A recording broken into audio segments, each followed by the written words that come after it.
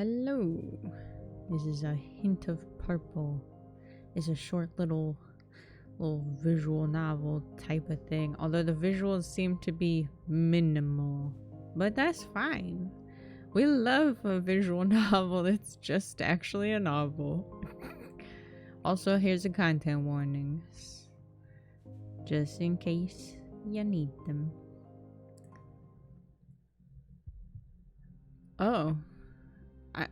The void is darkness, or the void is speaking to me and saying darkness? Does the void just constantly talk about darkness? It would, huh? Hello, thump. Your heartbeat. Oh, breathe in. Breath fills your weak lungs. Another thump. Breathe out. Lungs deflate. Aw, man. I do... Today I have the slightest headache. Honestly, it's not that bad. I probably should hydrate more. Like a layer of cracked paint, the roof of your mouth feels as if it's about to peel off. Oh. My prefrontal cortex has a mind of its own? And a mouth of its own? Damn. Miserable, isn't it? Huh? This place. Fucking limbo. What is going on? We were painting, as usual. I guided your brush. Crisp spring air filled your studio. A streak of blue marked the canvas. Who are you? I'm part of you. Your worries, desires, your inspiration.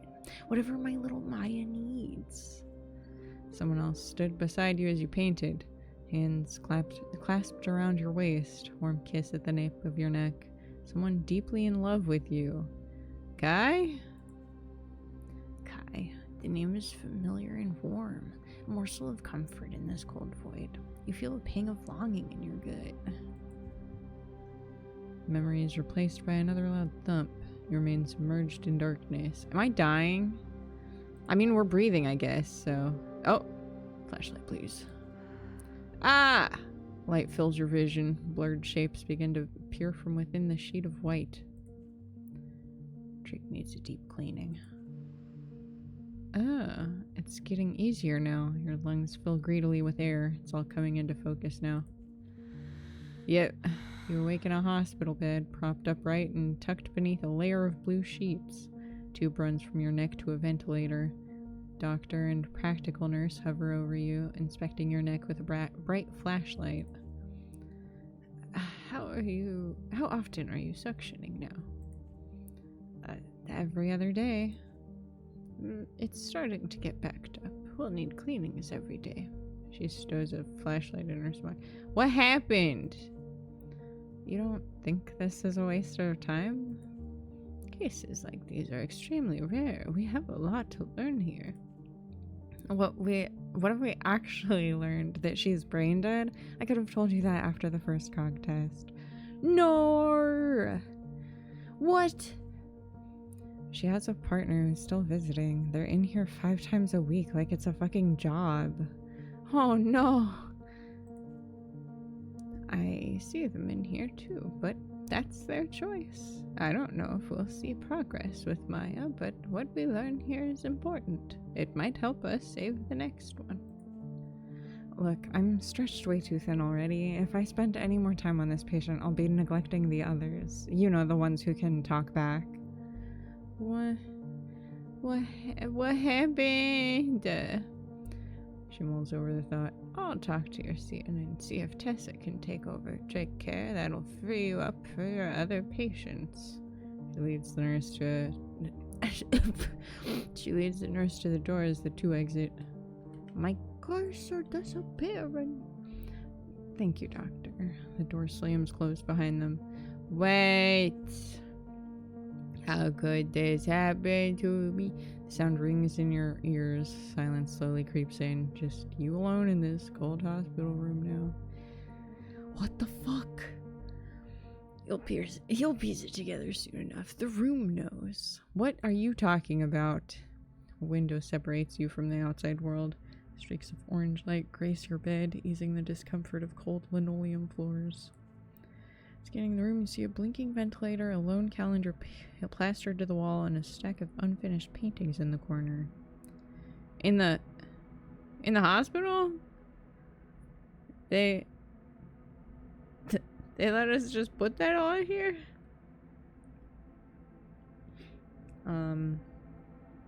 Look at the calendar. Pug themed. Month features 2 pugs posing for a recreation of Grant Wood's American Gothic. The famous Depression-era portrait now features 2 glassy-eyed pugs in farmers' outfits. One even sports a pitchfork.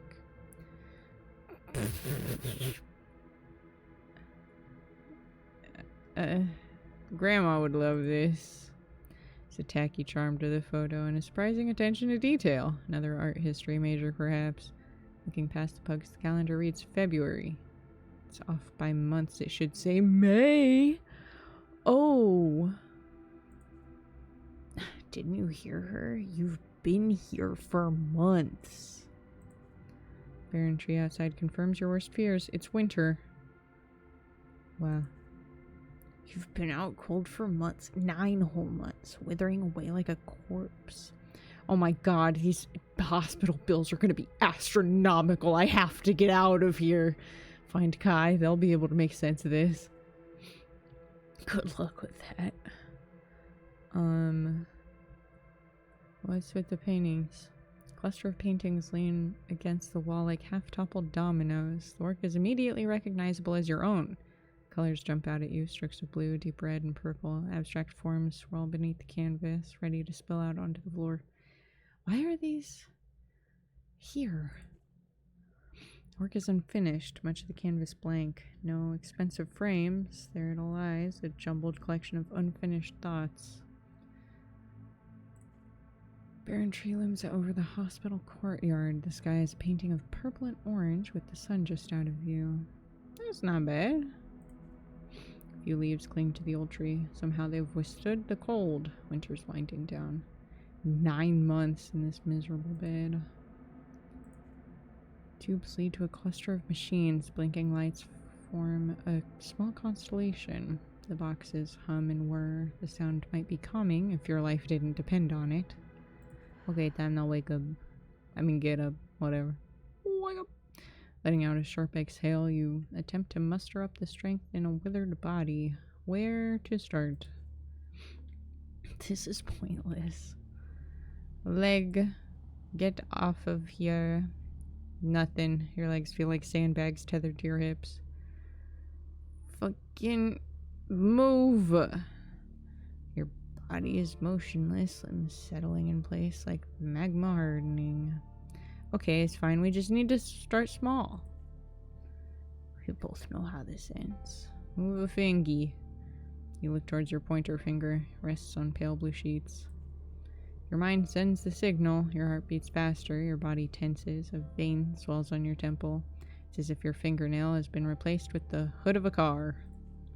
Your finger hasn't moved an inch despite your best efforts. Fuck! You catch your breath. You can hear your heart racing and the tired thump of a weak organ struggling to pump blood into uncooperative limbs. This is it? This is my life now? Your new life of prisoner trapped within your own body. Okay, but I can talk in my head? I'm always listening, but you know your lips are just as paralyzed as that finger of yours. To the outside world, you're a mute. And that's why the doctors ignored me. Now you're catching on. The deep orange of a sunset unseen fills the room.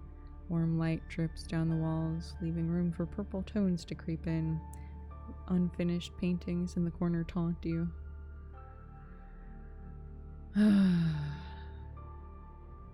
even lift a finger, let alone a paintbrush. What are all these paintings doing in here? Night falls. A glint from the corner table catches your eye. A small copper figure. The dense coils catch and reflect the moonlight. The intoxicating pull of the past brings you back to another time. Another place far away from here. Oh. Oh shit. We in Seattle? This could be promising. Kai ducks into an alley with a small set of pliers in hand, stepping over an old paint can. Owl stares out from the graffitied concrete wall, its color weathered by the elements. What exactly are we looking for? Someplace out of the way. Is this the part where you murder me? I'd have brought my big pliers for that. This feels right. Kai taps a small edge at head height sticking out from the brick wall. They pass the pliers off to you and dig into their pocket. They always catch on this jacket. Kai produces a small twisted wire sculpture no bigger than their palm. The bent wire forms the silhouette of a man. They place the copper man on the concrete ledge. Pliers. Yes, doctor. Thank you, nurse. They twist the wiry legs to conform with the ledge. The figure now peers down on anyone who might walk by. What do you think about this spot? It seems really out of the way. That's sort of the idea. What's the point of art no one will see? I like the intimacy of it. No fancy galleries, no critics telling you what to feel about it. Out here, there's nothing standing between you and the art. That's beautiful. We do love street art. Bullshit. Art is for recognition. It demands an audience. No one gave a shit about Van Gogh's work when he was alive. Do you know how he coped? He cut his fucking ear off. Don't be another Van Gogh. That's not how you spell it. You can't even spell his name right. Playfully push against your shoulder. Come on, we gotta find a place for yours. Okay, but my sculpture is pretty bad. Well, let's see it. It'll help us find a spot. You reach into your pocket and pull out the figure. Your copper is cold against your fingers. In your palm lies a crude attempt at a penguin. It's misshapen, hardly readable. It looks like abstract bullshit. Please don't say abstract. Please anything but that. Please don't call me fucking, don't put abstract art on me. I don't want to ask a leading question, and I also don't want to be that hard on myself. But also, this somehow feels worse than shit. If you agree with me, I'm gonna be so sad. Abstract crap. It looks like a dick. Excellent. That's what I was totally going for. You really went for it. They laugh. You never had to make art with pipe cleaners as a kid? Listen, I'm not good at this.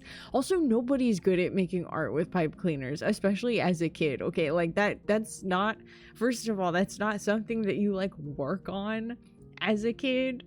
You do it like once and then that's it, because it was for a project.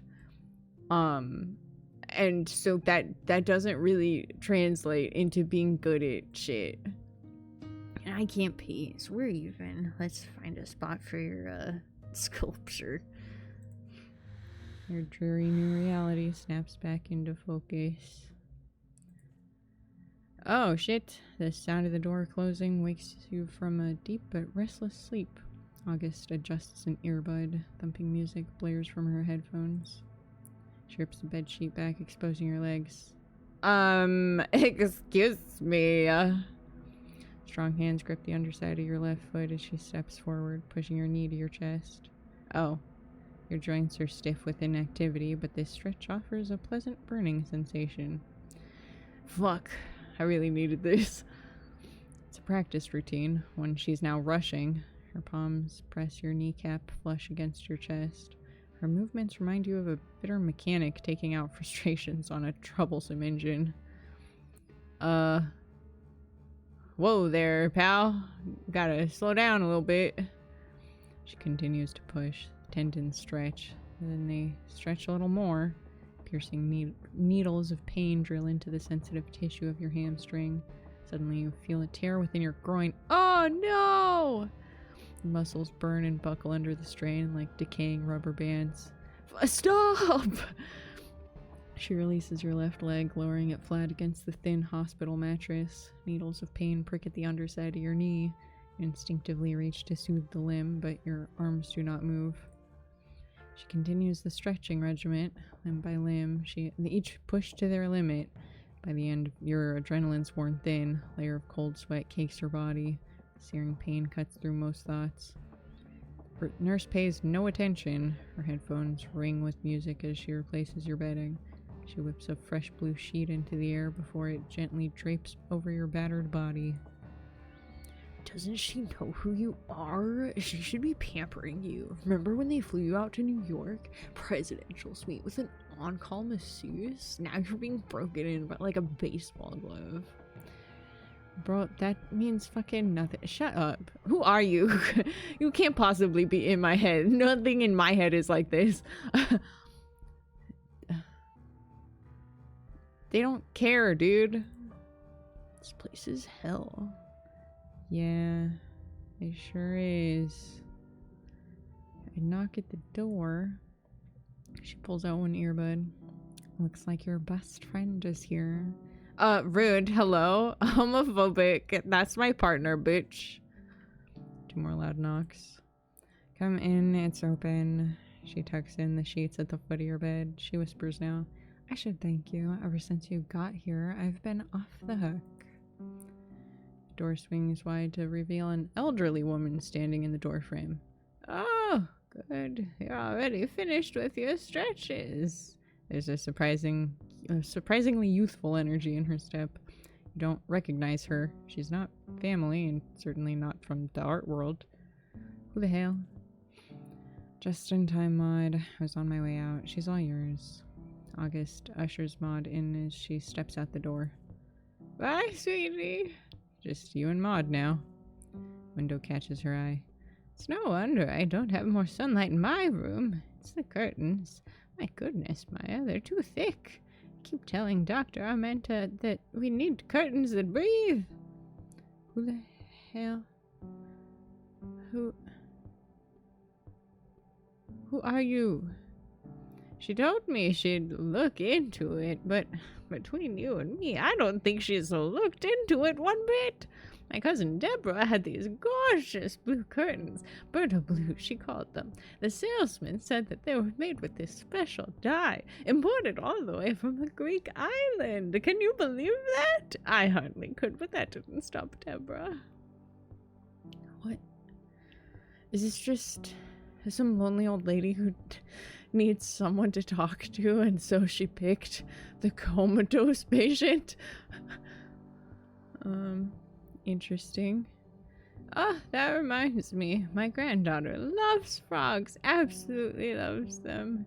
She produces a piece of plastic from her purse. Green and blue stress toy. Grotesque caricature of a frog. Oh my god, it's adorable. She squeezes the toy to demonstrate. A high-pitched ribbit pierces the air. Its eyes bulge out as if its life is being choked out of it. Amazing, isn't it? I love it. Melanie didn't like it. She said it freaked her out. Maud laughs. She finds it preposterous that anyone wouldn't be charmed by this little green creature. Someone will appreciate it. Dr. Armenta suggested I keep it. She's very smart. Helps with stress, she said. I told her I'm not sure how much stress a little old woman like me has. She interrupts herself with a laugh. But I took her advice. She's very smart. But, oh, the curtains! I wish you would fix the curtains. Yep. Did you know I've told them 3 times about the curtains? Maud's words fade into the background as your mind wanders.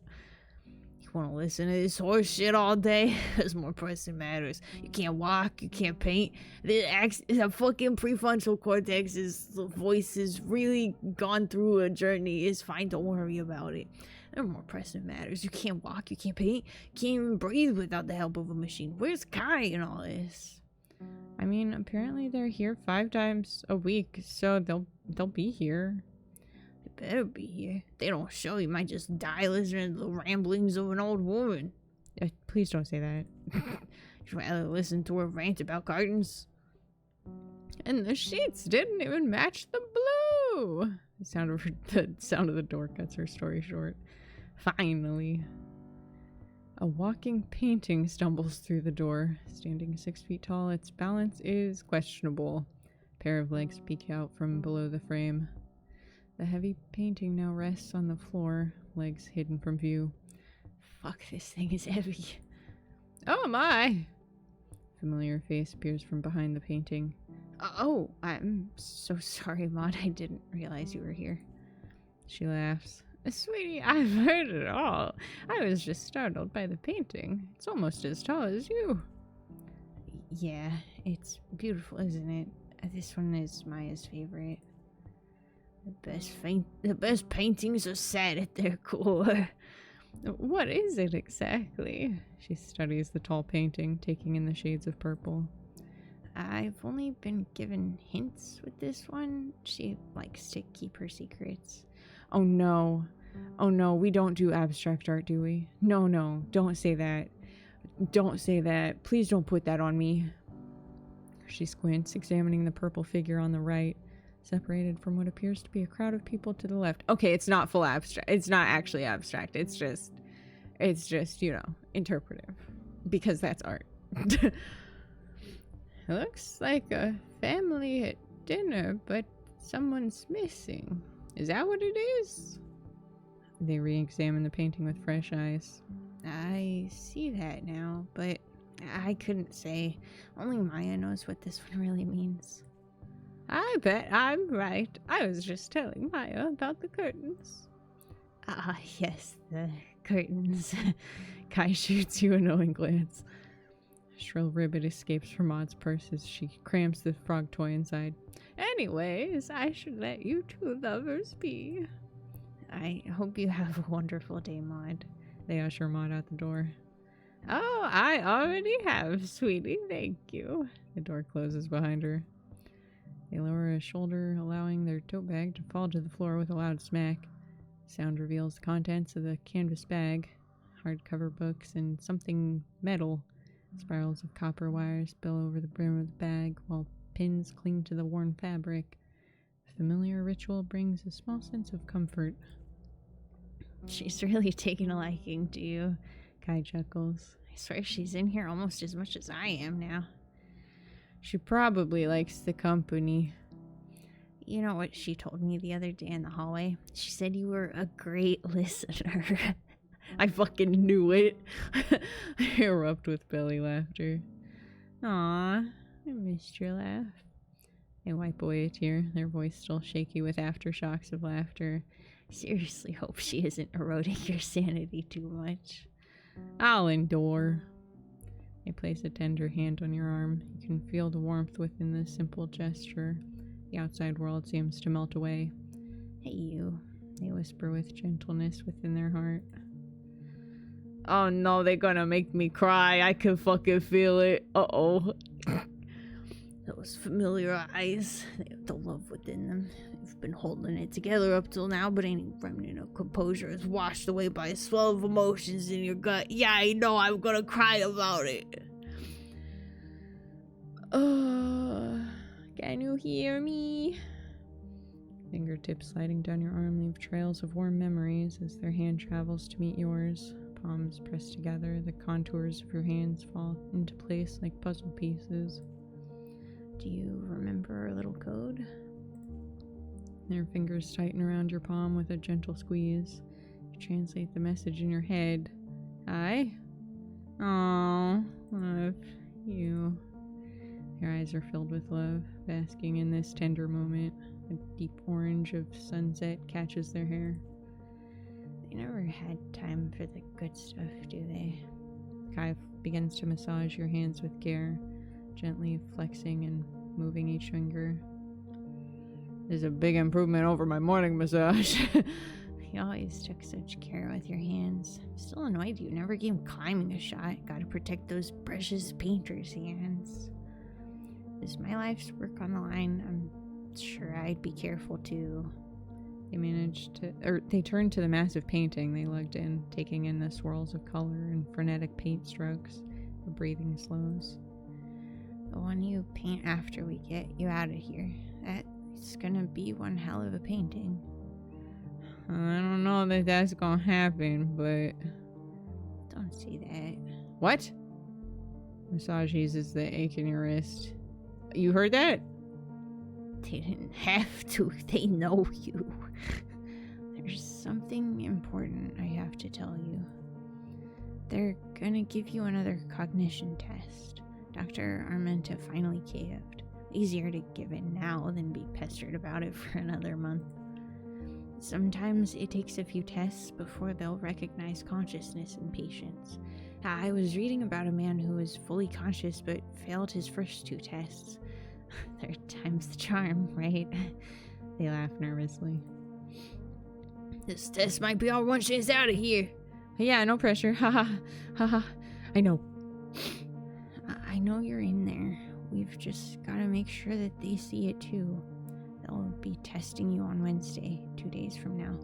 I really need you to pass this one for both of us. I'm gonna do it. I'll do it.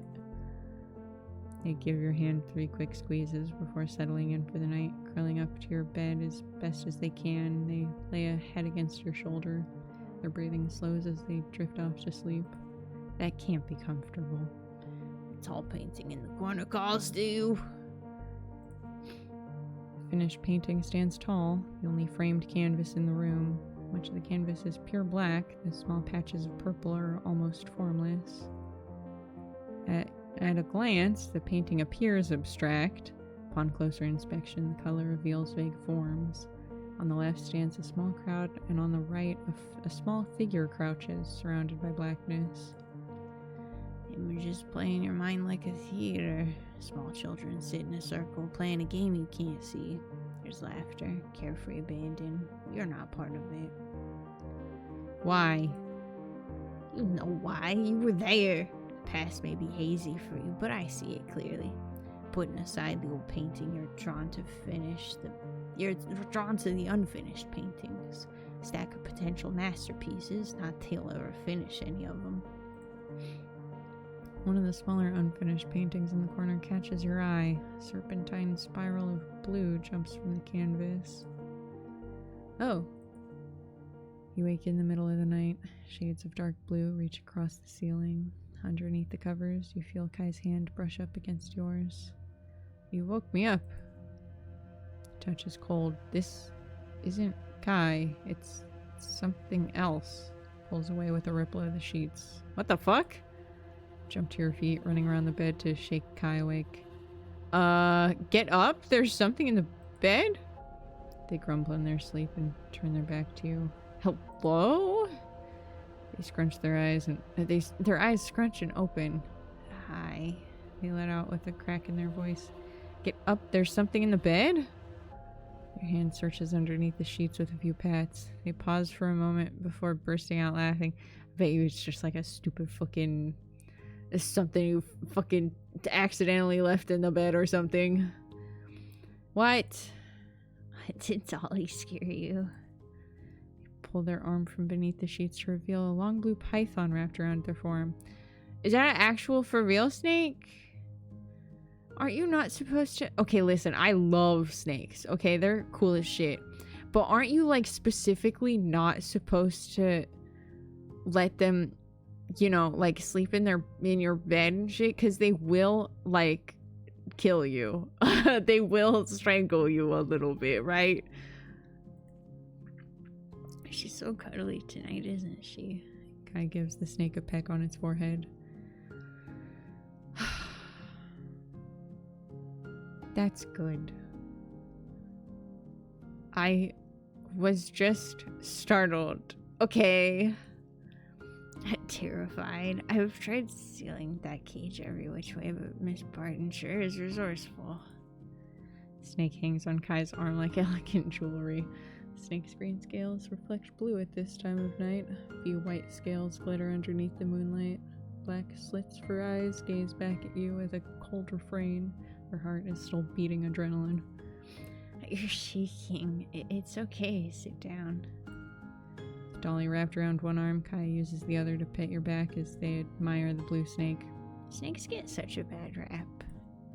You know, most snakes aren't even venomous. They're beautiful creatures, extremely intelligent and elegant. Their belly scales actually allow them to control how much friction they have on a surface. The creature slowly wraps around Kai's wrist. And what animal gives better hugs? They're misunderstood creatures. Kai looks to you. Uh-huh. You getting at something? Nothing. So you gonna slither back into bed with me or what? Are you gonna put you gonna put her back in her cage first? Dolly stays. Now get in here. Kai snuggles you from behind. I'm pretty sure you're not supposed. Okay. Oh, beep beep. Shit. Dreary from sleep, Kai fumbles for their phone. Shit. They mutter they mutter under their breath before answering. An immediate switch in tone, Kai's professional voice. It's clean and cheerful. Morning, Mr. Barnes. Stern voice is quick to respond. Where are you? It's 15 past. On my way. You see how this is turning into a pattern, Kai? Look, I'm on your side here. The kids love you. We all pushed to give you more flexibility, but I can only cover you for so long. Next time, management may take matters into their own hands. I understand. Thanks, Ted. Alright, take care and see you soon. He hangs up. They shake their head, downplaying the warning. It's fine. Exasperated, Kai tosses the phone to your bed. Oh, buddy. You okay? They lazily trace circles on your shin through the hospital sheet, retreating into themselves, masking the stress carried by their brow.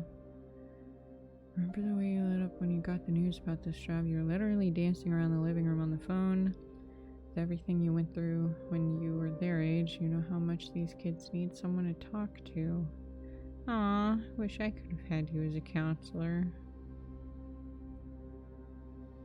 Yeah, we'll go with that one. Text lights up Kai's phone and breaks their daze. Go, I'll be fine. It's not like I'm going anywhere.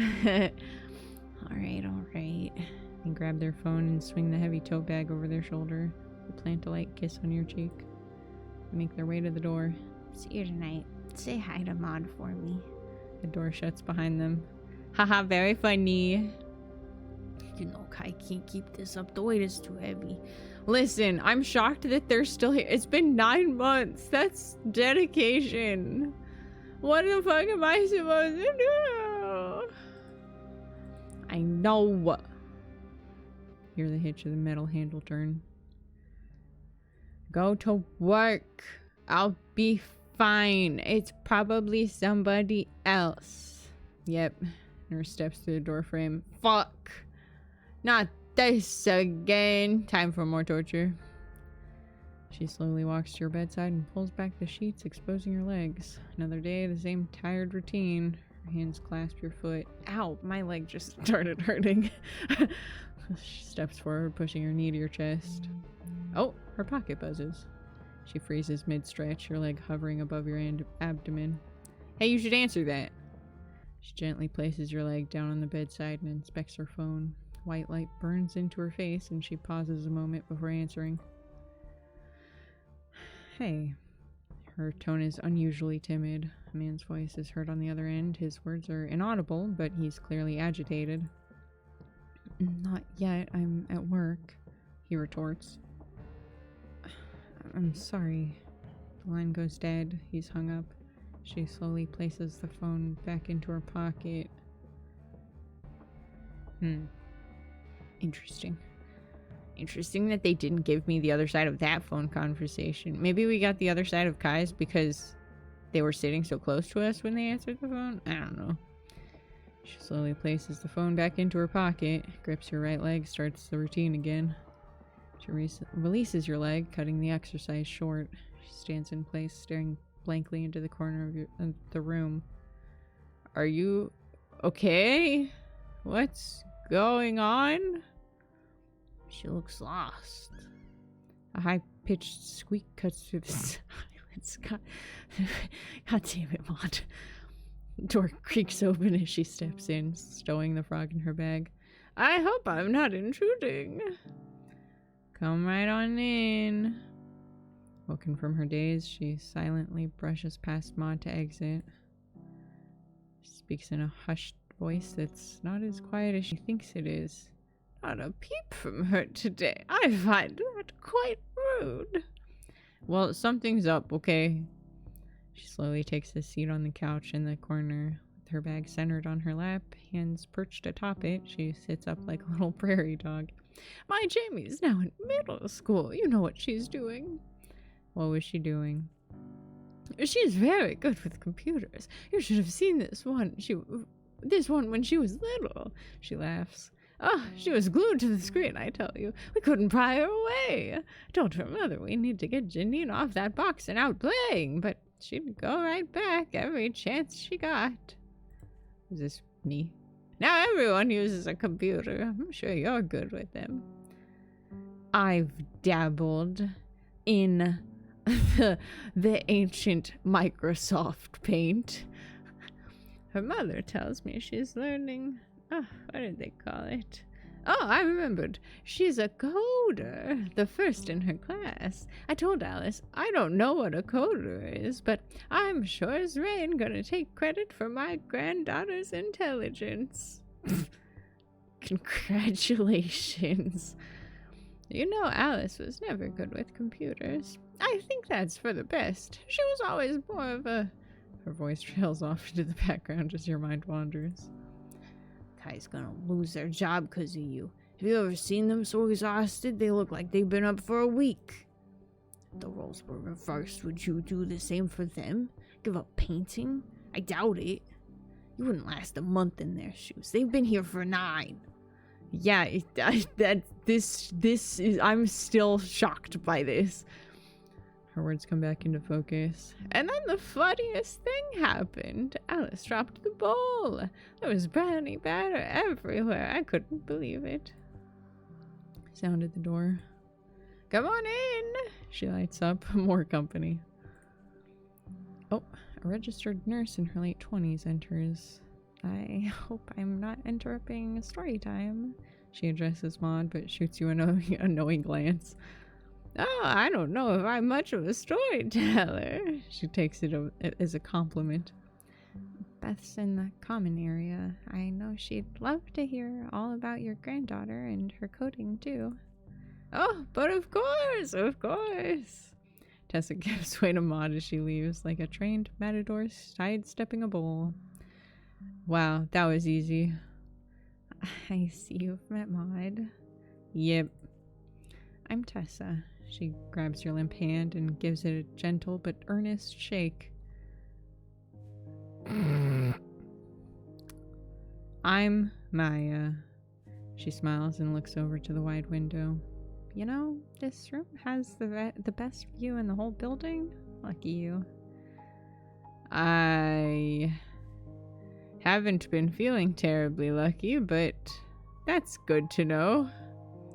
Come spring, that small patch of hill will be blooming with flowers. Foxgloves. Shades of purple like you couldn't imagine. That sounds nice. They don't pay me to go on about flowers, but that won't stop me while I'm here. Now, let's take a look at this bad boy. She produces a small flashlight from her pocket and leans in to examine your neck. Tessa takes care to avoid blinding you. Your tracheotomy is doing okay. With a click, she stows the flashlight. Just a bit of built-up mucus. I've seen worse from LPNs. Draining will be quick. May tickle a little. She begins the process of draining the tube. Practiced routine. She takes in the paintings in the corner. I saw Kai lugging in that one the other day. It's nearly as big as them. Yeah, Kai's always been determined. Clearly. 9 months worth of determined. They suddenly had a lot of questions for me. We had some pleasant conversations. I see them damn nearly every day. But as soon as they heard I'd be handling your care, they went full interrogation mode, running me down like a cop. She laughs. I haven't been grilled like that since nursing school. You really got someone looking out for you.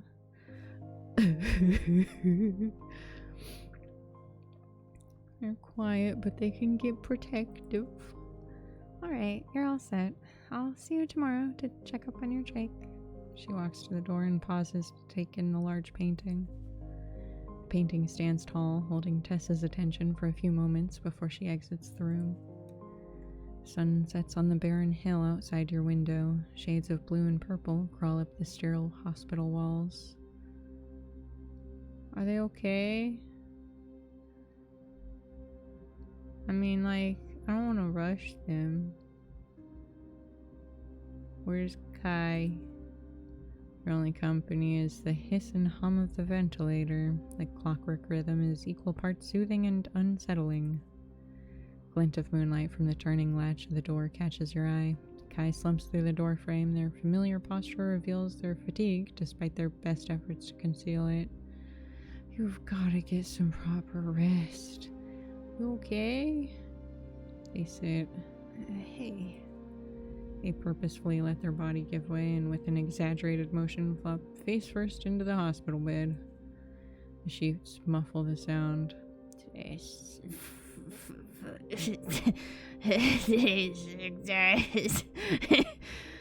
Today kicked your ass? Head still pressed into the mattress, they tilt just enough to peek their mouth out. You know what I couldn't stop thinking about today? What's that? That asshole critic at Stegmeyer.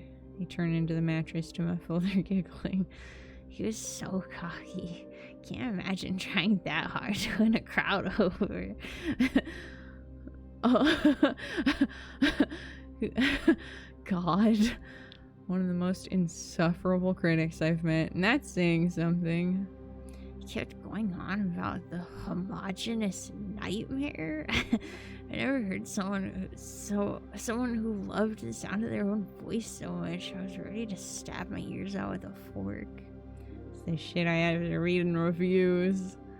The way you shut him down was beautiful. I had to turn away to hide my laughter. That's lovely. That night was so... They trail off unexpectedly, turn their face opposite you. What is it? The test is tomorrow. I know. You're gonna do it. I can feel it. Their voice betrays their uncertainty. They turn to face you, sitting back up now. I need you to pass this, Maya. I will! Good. They squeeze your hand 3 times and settle in for the night. Deep hues of blue dance across Kai's hair. An orange ventilator light catches their silhouette. Colors call to you like a siren song. The intoxicating pull of the past brings you back to another time, another place far away from here. Oh! The cherished painting hangs on an immaculate white wall. It's opening night at the gallery. Your opening. The energy is electric. All eyes are on you.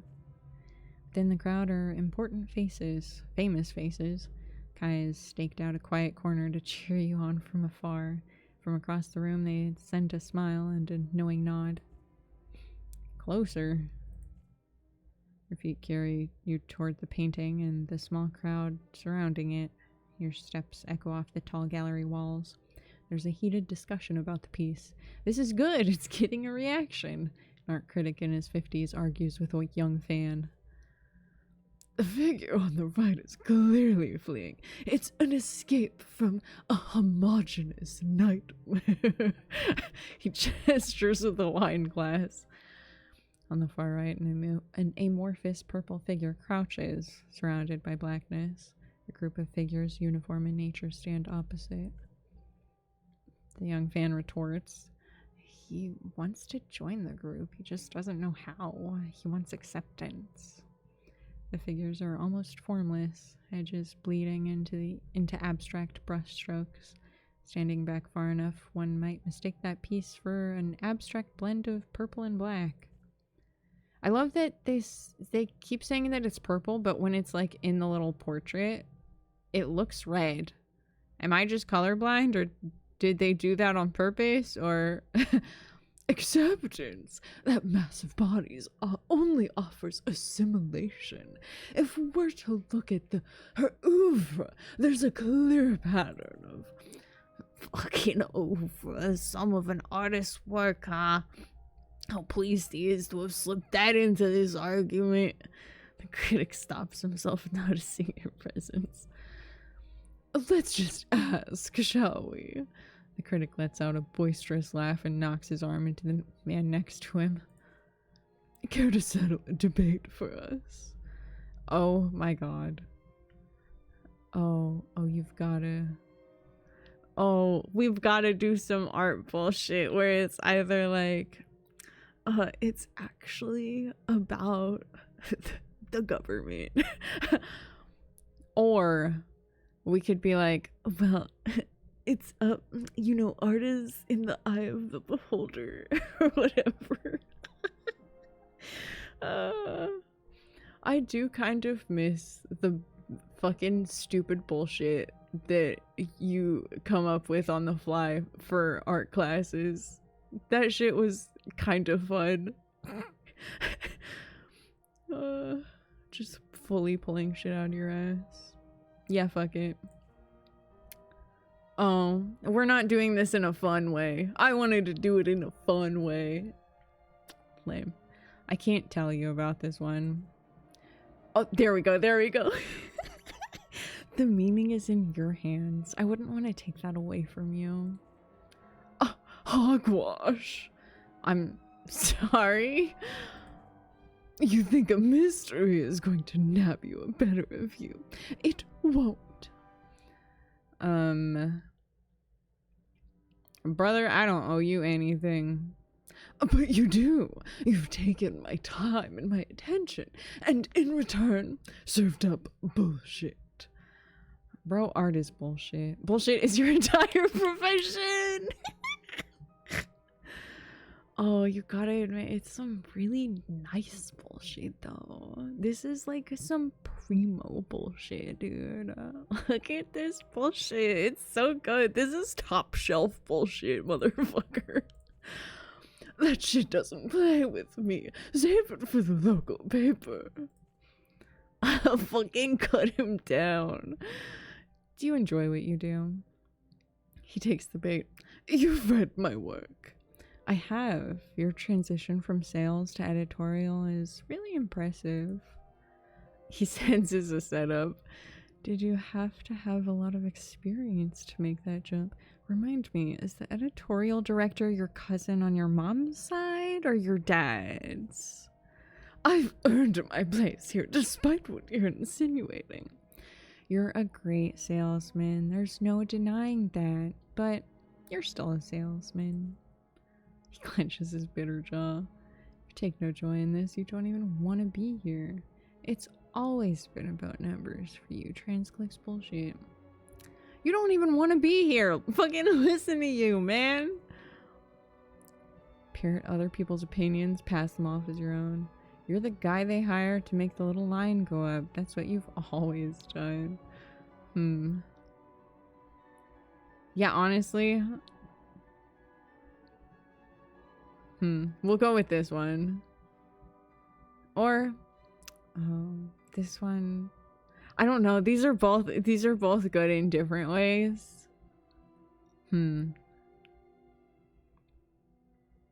Yeah. Yeah. You're the guy they hire to make the little line go up. That's what you've always done. And now you're coming in here demanding I serve you some personal anecdote on a silver platter for your review? Do your job. Look at some art and form your own fucking opinion for once in your life. He takes a violent swig from his wine glass to mask his silent rage. Final bow. Oh shit. You can print that if you want. A hand tugs at your elbow. You turn. Maya, a photo with a painting? He doesn't wait for an answer. The camera flashes with blinding white light. Gray blue of an early morning washes over the room. Your vision is still hazy from sleep. Grumbling with sleepiness, Kai fumbles for their phone. They silence the ringer and look to you with sleepy eyes. Big day. We should sleep. Your mind returns to half-formed dreams, sitting on the precipice of waking sleep. An hour passes, or perhaps a minute. You awake to a heated argument. Sitting on the end of the bed, Kai's on the phone. I already told you I can't come in today. It's non-negotiable. Kai. I'm out of options here, Kai. If you don't come in today, we're gonna have to let you go. Dude. No, you love this job. Don't do this. I understand the consequences, Ted. You've made that very clear. The answer is still no. Today is too important. Can't you work something out? Alright. I'll send over the paperwork to your personal email. Do whatever you need to do. No! No, don't fuck up your life over this, please. Please don't put that on me. You gonna be alright? I don't know anymore. Kai, I need to go. they end the call. Kai gazes out the window with their back turned to you, swinging their feet off the edge of the bed. Gentle hum of anxiety in the air. You shouldn't have to do that. Their head sinks with the weight of the news. No, they think they still think you're asleep. You can see it in their body language. No pressure to perk up, no need to keep a flame of hope alive for your benefit. They made their choice. They're living for you now. I fucking wish they wouldn't. Fuck. Two knocks at the door interrupt Kai's moment alone. They lift their head and broaden their shoulders, slipping back into familiar feigned hope. They turn to the door to see August and Dr. Armenta enter. Good morning. We'll just get set up now.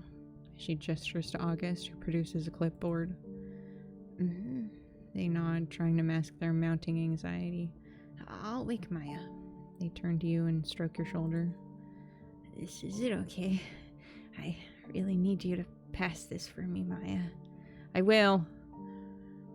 We're ready, if you'll wait outside. She politely invites Kai to the door. Right. They pull their hand off your shoulder and make their way out the door, gazing back at you as if it just might be the last time. She shuts the door behind Kai and turns to August. Ready? Ready to get it over with. Dr. Armenta ignores the comment and takes the seat next to you. She talks slowly, as if you were a child. Maya, I'm going to run through a series of tests. It's very important that you follow my instructions so we can communicate with you. I know, I'm ready. When I turn this flashlight on, I need you to follow the light with your eyes. Following the lights lets us know you can hear us. Understood? I understand. We'll begin now. Remember to follow the light with your eyes. It's fucking showtime. Yeah. A burst of blinding light sears your retinas. Something is terribly wrong. You feel the bed sheets below you give way, and you sink through them like quicksand, and then they're gone. You gasp for air as you feel that awful lurch in your stomach. You're falling, tumbling into darkness. Looking up, you can see your body frozen in the hospital bed, the test playing out, but it's so far away. Body above is no longer yours. Nothing but a small speck getting smaller, and then it's gone. A force pulls you downwards, but it isn't gravity. Something deep within yourself, a terribly familiar place. Fragments of a deep-seated memory. You look toward it, to the abyss below, the deepest black you've seen, until dull shapes reveal themselves. Blurred brown, a touch of orange, 3 dark spots. Your studio. You see it from above now. 2 figures stand over a collapsed body. Your body. You recognize the shape on the left, Kai. The shape on the right, an unknown man. Bodies strewn across the floor beneath them. Your studio is a crime scene, blood replaced by splatters of blue paint on the floor across your clothes. A half-finished painting with a streak of blue paint looms over the room. The man on the right stoops to your body with something black in hand. You hover above him now, but you can't escape it for long. You feel yourself falling back into your body. Back within your body now, you look up to the EMT from the floor. He shines a flashlight into your eyes, another burst of blinding light. You're collapsed in your studio, paint everywhere. His lips move, but you can't make out a word. Kai's hand is on your shoulder. They're crying. You're being wheeled into an ambulance. It's all speeding up, coming to a terrible end. What the fuck was that? So, I still don't know what the fuck happened. I collapsed somehow and then ended up here. Are you alright? What just happened? No. We fucked it. Fuck. Shit. Beans. Yeah, I'm just not looking forward to breaking the news. What? No. Wait, no. We ran through all the tests. No response. They need to accept that this time. No. The sooner they can grieve, the better. Trust me, I've been there. But I'm right here. She agrees with August, for once with a silent nod. I'll be right back. Wait here. Please wait for me. August and yourself are now alone in the room. The air is still. You stare at August. But why are you so mad all the time? In your eyes, I was dead already. Her gaze wanders around the room to the machines, the paintings, to you. This is the first time she's ever looked you in the eye. Oh, you heard that? She lifts an idle finger and picks her nose. She's not staring at you. She's staring past you. Might as well be another piece of furniture in our universe. Door creaks open, startling August, who quickly removes the finger from her nose. Doctor pokes her head in, and with a terse tilt of the head, she beckons August to leave. Kai brushes past August, paying no mind to the nurse. All of Kai's focus is holding in the weight of the news until that door swings shut. Hand is closed. Just you and Kai now. They pace at the foot of your bed. Silence hangs in the air. It can't... You can't be gone. You have to be in there. They tug at your shoulder. They frantically take hold of your hand. Forcefully, they squeeze it. Once, twice, 3 times. Say it back. Fuck.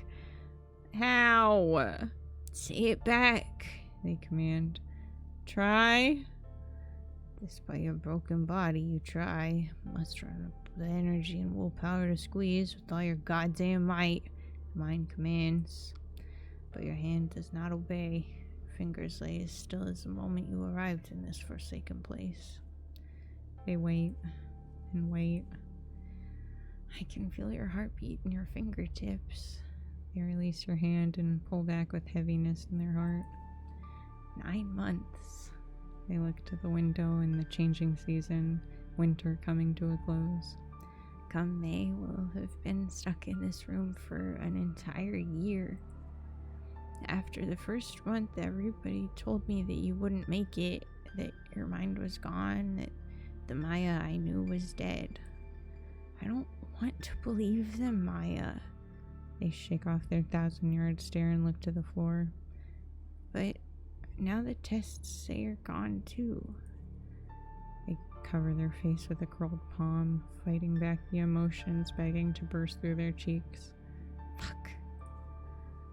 They inhale, composing themselves briefly. My dad says I need to grieve, but how the fuck do you grieve this? They gesture to the ventilators, calming whirring in the background. Do you remember what it was like before all this? Probably. Our brain doesn't seem to have forgotten anything except for how this happened. So, and maybe the hospital time, unless we weren't actually, like, fully conscious for that. I remember gallery openings, your paint-splattered jeans. They laugh. Now it feels so far away, like memories from another life. Kai mulls on the thought. In a way, they still are. Memories from your life. That night at the gallery, it was your night. I was just there. Their voice trails off into a whisper as the words leave their lips. The words hang in the still air. Outside the sun sets, your bodies sit in silence. Kai is as emotionless as your paralyzed frame. Cold tones of blue wash over the walls. Last bit of orange kisses the windowsill gently before fading into nothing. The intoxicating pull of the past brings you back to another time, another place far away from here. Canvas is unhooked from the wall as two attendants carefully lower the painting to the floor. Abandoned plastic cups litter the glossy floor. Man, even in a fucking fancy art gallery, people just throw cups on the floor. What the shit? God damn. Patrons trickle out the front door. Your big night is finally winding down. The artificial snap of a digital camera sounds off as a young man grabs a selfie with you. Fuck yes, he exclaims before reining in his excitement to a socially acceptable degree. Sorry, I've just been working up the courage all night. I'm so glad you agreed to a picture. No need to be nervous. He laughs sheepishly. If I could get rid of my need to be nervous, then my entire life would be a lot easier. Ain't that the truth? Can I tell you something? Sure. This is weird, but I feel like I know you. He stammers. I know that's not true because, like, you know, parasocial relationships are a whole thing, and he catches himself, tries to get him back on track. Each canvas, it feels like I'm staring past the paint and through a window. A series of windows into your mind. The last line sounds rehearsed, as if he's been building up to it all night. Thank you? I just wanted to share that. His eyes avoid your gaze. What little courage he'd built up is now extinguished. Night. He turns and makes a brisk walk towards the exit. There it is again, that feeling. Sweet recognition. More intoxicating than any cocktail in this building. Basking in the glow of the spotlight. I mean, that's kind of what tonight is for, right? I saw you lit up all night. How are you feeling? Exhausted. You did it. Not even New York's most famous critic can crack you. I mean, it's important to leave a little bit of mystery. So is it finally starting to sink in? Is what sinking in? That you've made it. Look at this. An entire exhibit dedicated to your work. You're always so worried about having made it. This is it. Now enjoy it a little, won't you? I am enjoying it. I'm just thinking. As usual, they say with a knowing smile. Hey. They shift in place. I didn't want to burden you with this before the show, but I had a rough day at work and I could really use someone to talk through it with. What happened? I came in like you usually do and immediately got into it with Rebecca. You know how she's been a shit show since her divorce. Kai's words fade into the background as you replay the events from tonight.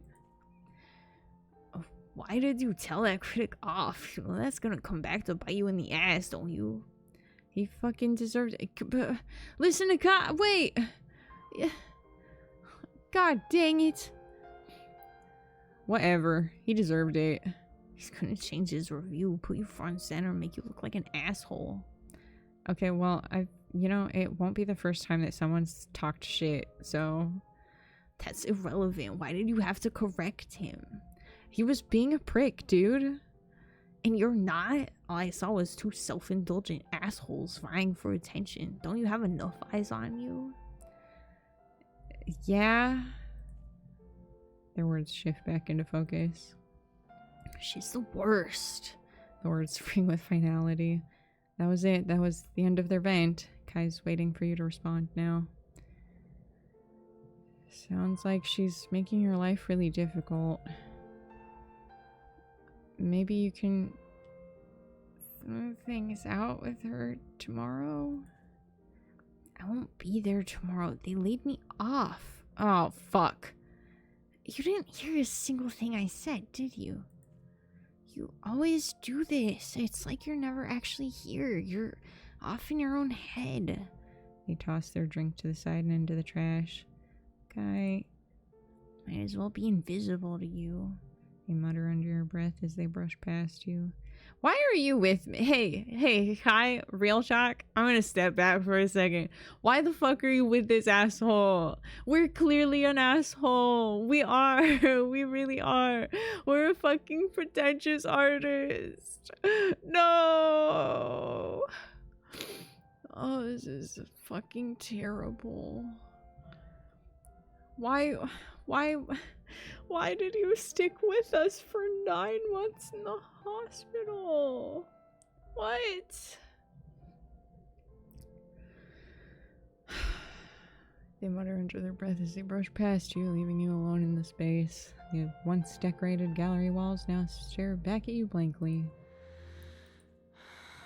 Soft morning light paints the walls with a faint blue. Tessa checks the mess of tubes running from your neck like a power line technician untangling decades of electric cables. You're quiet today. Haha. I didn't mean... For fuck's sake. Let me start over. I feel like I've been talking too much.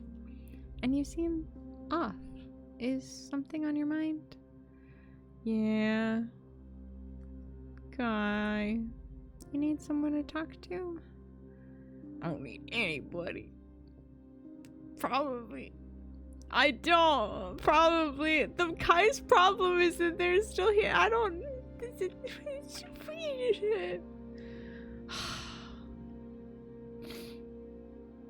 No. Shut up. Go away. I'm lashing out. I don't care. You can tell me, really. You can't even hear me. Tessa radiates patience. She gives a nod as if she's already listening to a captivating story told by you. You're just gonna sit there and listen? Even if I say nothing? Why are you so kind? What's wrong with you? Why are you all so kind? What's wrong with you? Fine, I'll tell the story. Memories come back into focus, ready to pour out. I never told the full story behind this painting. Everyone sees something different on that canvas. When I look at it, I see this one moment. You ever play hide and seek as a kid? Oh, I know where this is going. Silhouettes of children form a circle on the canvas. She leans in, a captive audience of one with kindness in her eyes. I was never very good at it, but I remember finding a particularly clever spot one day. So obvious, no one thought to look for it. Oh, wait, shit. Did I skip a line earlier? No. Silhouetted child slips behind a houseplant. Search party of kids pass by.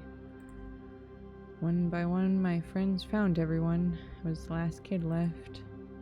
The group leaves your shadow in the corner and congregates. But they moved on to another game. Saw a glimpse of their lives without me. The children laugh and play. Thought I'd never come back, that somehow I'd vanished into those walls. Your shadow dissolves into dust. The painting settles into its natural state. That moment now immortalized on the canvas. I've always been terrified of that feeling. And now I've done that to Kai. Tessa receives the words she cannot hear with warmth and kindness. She places a comforting hand on your shoulder. For the first time since waking up in this place, you feel truly seen. She lays a comforting hand on your shoulder. Logically, you know she can't hear your silent words, but she receives some with kindness and warmth all the same. Everyone just wants a chance to be heard. Now, it's a big part of my job, but I wasn't always good at it. I was so nervous when I first started as an RN. I was so caught up with how I came across that I wasn't truly listening to my patients. There was this blind man I was assigned to. He wanted me to walk him through the courtyard. He could do it himself, but he wanted me to describe it. He wanted to know every little detail. He was insistent on it. I felt so silly at first, telling him about a discarded coffee cup, dandelions poking through the concrete, black dots of gum on the pavement. It wasn't a pleasant view, but he treasured every word. As I said it all out loud for him, I realized for the first time in my life that I was looking out rather than in. I walked through the courtyard nearly every morning before I met this man, but I swear I never saw it until that day. Tessa's eyes wander the windowsill, the courtyard just out of view from where she sits. It changed the way I saw my patients. I became a better nurse. I'd catch things senior staff missed, simply because I was listening. She sits with the thought for a moment and lets out a heavy breath. Well then, you caught me in a sentimental mood today. Don't get used to it. Tessa jots down the final reading and snaps her binder closed. I'll see you tomorrow. She gathers her notes and makes her way out the door. The courtyard Tessa spoke of is out of view. Light crawls across the windowsill as the day passes. Clouds morph and tumble across the sky like cotton candy. Trust me, you're not missing anything. You heard her. It's a courtyard littered with trash. I mean, yeah, but I'd like to see it, you know. You look past the most important person in your life. I don't see you changing for a courtyard. Yeah, okay, well. I don't have to continue to do that. Time will tell. Light crawls across the hospital walls. A warm orange fades in and out as clouds drag across the sun. The door handle turns with a click as August trudges into your room. The door slams closed behind her.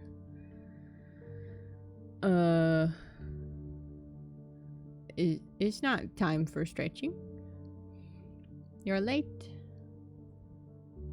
What are you doing here? The door closed, she drops her stalwart composure and sinks into the couch at the far end of the room. Her face reveals a brief sense of relief before she slips into sadness.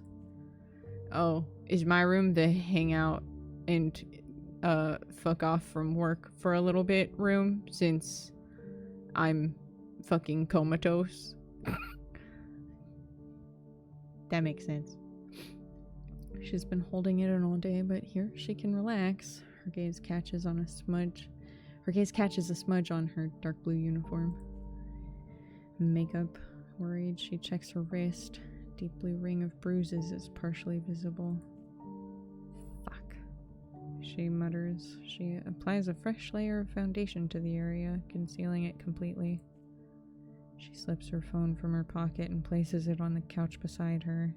She turns to the window, biting her nails. Grabs the phone and makes a call. It's ringing, still ringing, and then they pick up. Hey. You can make out the faint voice of a woman on the other end. You wrapping up work? The voice on the other end responds. She lets out a nervous laugh. Right. Pauses to look down at her wrist. He did it again. The voice retorts. Her friend isn't going down this road again. Maria, please. Her friend hangs up. Brutal. Fuck. She slowly sets the phone down. Defeat washes over her weary face. She fights back tears as she buries her temple into her hands. A single streak of makeup falls down her wrist. Another spirit trapped within these walls. Door opens abruptly. Dr. Armenta pokes her head inside. August quickly sniffs back her tears. Uh, there you are. I was looking for you, and she notices the tears. Are you alright? The concern is genuine. Just fine, she says, slipping back into her resilient composure. August brushes past the doctor and out of the room before she can respond. She stands in place, stunned, unable to make sense of the moment. Her eyes scan the room for an explanation, finding nothing. She exhales, collecting her composure and settling back into her professional demeanor before stepping into the hall. A small smudge of makeup dots the couch cushion, only remaining bit of evidence. That's fucked, dude. We're all hiding something. Makeup, paint, only goes so far. Corner plant catches the late afternoon light. Time passes as the leaves draw shadows on the cold linoleum floor. An hour passes, maybe more. A slow drip of time reveals stars in the sky. Night falls. Still no Kai. The orange blinks of ventilators look like shining stars in the darkness. Fatigue sets in. You can feel it pulling you towards the cradle of sleep. Silence. Sweet silence. No dreams. Only quiet. Your blurry eyes parse the morning light. You feel surprisingly well rested. We love a sleep where you have no recollection of dreams and just wake up and you're like, oh my god, I slept so good. Time for your morning checkup. Tessa inspects the tubes leading into your neck. No blockage. Airflow is steady. Tremendous progress. Your trach is looking great now. She jots down some notes. Kai's in the lobby. They'll be in once I wrap up. Tessa gets up, turns to the door, but hesitates. I didn't mean to... but the other day I overheard a conversation in here, she says apprehensively. I don't know who you used to be, but you're not that. Not anymore. The room is still. Muted sounds of children playing can be heard outside. Footsteps in the hallway. I think Kai's ready for you now. Tessa leaves the room. This motherfucker about to make me cry. I can feel it. Uh-oh. The overcast blue on the floor tiles swarms. What? Yep. Clouds outside shift and fade as streaks of sunlight fall into your room. You look up to see Kai lingering in the doorframe. Their presence is quiet. Kai gently closes the door before joining you at your bed. They sit with you in silence. It's beautiful outside. Wish you could see it. They pause, unsure where to start. I'm sorry I wasn't here last night. Their gaze wanders across the linoleum floor. These past 9 months have been, well, they haven't been easy. My therapist keeps bringing up grief, but I don't even know how to begin grieving this. A nervous finger traces their knuckles. How can I mourn you when you're right here? When I can still feel your heart beating? So I haven't begun to think about the possibility that you're really gone. I've put all my being into showing up for you, fighting to get you better care, visiting this room day after day. The women at the front desk, they practically treat me like staff now. For almost a whole year, my life's been put on pause. For you. But before all this, I was struggling with us. But after you fell, everything else just seemed so small. I'd almost forgotten what our relationship was. The other day, I remembered. It's always been about you. Coming here day after day, it's made me realize that this is what I've always done. I've always lived for other people. It's something I need to work on my own, and I take responsibility for that. And now I need to live my own life, Maya. They take your hand in theirs and sit in silence. Their breathing is heavy. You can see the guilt in their eyes. This wasn't an easy decision. You squeeze Kai's gentle hand once and translate the message in your head. I see you. You feel it within your heart, but your hand hasn't budged. Kai squeezes back once, twice, 3 times. They lean close to plant a delicate kiss on your cheek. The tickle of eyelashes brush against your forehead. As they pull back, their eyes well with emotion, and a quivering lip betrays their composure. They turn to leave. Goodbye, Maya. And then they're gone, leaving only the warm imprint of a kiss on your cheek. Goodbye, Kai. Outside, the marks of late winter on a leafless tree. Spring is close. All is still, except for the sun which retreats below the horizon. Darkness settles in for the night. Nothingness. Pure black. Another night of dreamless sleep. A new morning. A turn of the door handle wakes you up earlier than usual. The door slowly creaks open as the old woman steps into the room. She scans the room, just the two of you. Afternoon, sweetie. Here we go again. My, we're almost out of winter, aren't we? This is a waste of time. That tree is going to be so beautiful come spring. The leaves are just brilliant. You're gonna die in this room, alone. There was one person who believed in you, and now they're gone. No one is coming to save you. Kai's gone. Bro, shut up. Since when do you give a fuck about the ramblings of an old woman?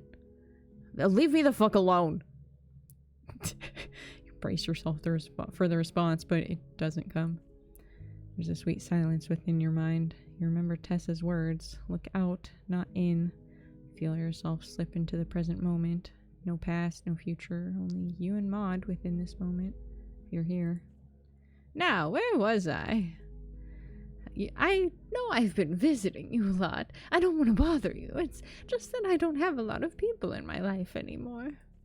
By the time you get to be my age, you see a lot of loss. You outlive those you love. My mother used to call it the curse of the Ashton genes.